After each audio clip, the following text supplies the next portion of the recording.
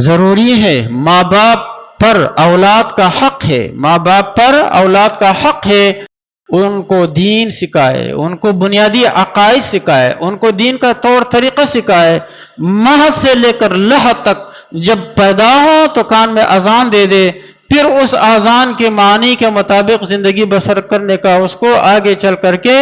بعملی طور پہ ان کے سامنے نمونہ بن کر کے سکھاتا رہے، اور جب وفات پائے تو پھر اس کے جنازہ پڑھ کر کے اسلامی طریقے سے دفن کرے،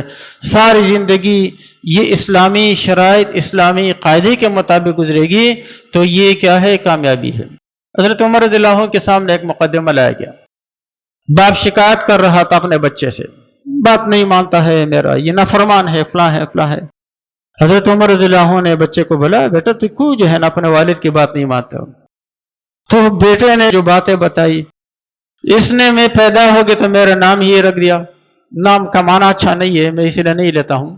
میرا نام یہ رکھ دیا، پھر یہ کیا، پھر یہ کیا، پھر یہ کیا، پھر یہ کیا۔ تو حضرت عمر رضی اللہ عنہ نے فرمایا یہ تیری اپنی کوتاہی ہے،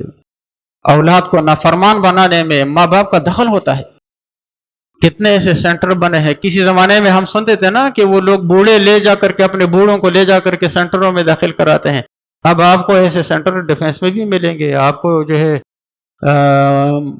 نیر آباد میں بھی ملیں گے، اور یہاں پر کراچی میں بھی ملیں گے۔ بوڑھے ہو گئے، کام ختم ہو گیا، اب تنگ کرتے ہیں، لے جاؤ ان کو سینٹروں میں داخل کراؤ۔ کل کہتے ہیں بچے ہماری بات نہیں مانتے ہیں، ہم نے ہی ان کو غلط راستے پہ ڈالا، اور کل ہم ان سے گلے شکوے بھی کرتے ہیں۔ تو میرے بھائیوں، میرے دوستوں، ہر باپ کی اور ہر ماں کی ذمہ داری ہے بچوں کے جو اسلامی حقوق ہیں ان کے ذمہ اچھا نام رکھے، ان کے لیے سنگ منگ کے نام منتخب کرنا، کسی کرکٹر کا اور کسی گلوکار کا اور کسی ہدایتکار کا اور کسی اداکار کا نام، یہ اس کی پہلے سے جو ہے نا بیج میں زہر ڈالنا ہے۔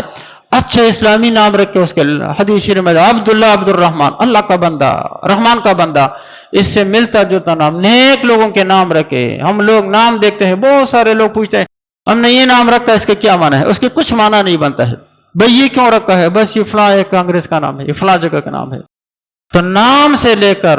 اذان سے لے کر قبر تک بچوں کو وصیت کرنا، بیٹا میں اب مرنے کے قریب ہوں، آپ اپنے گھر کے سربراہ ہو، بڑے بیٹے سے کہے آپ اپنے بچوں کا بھی خیال رکھے،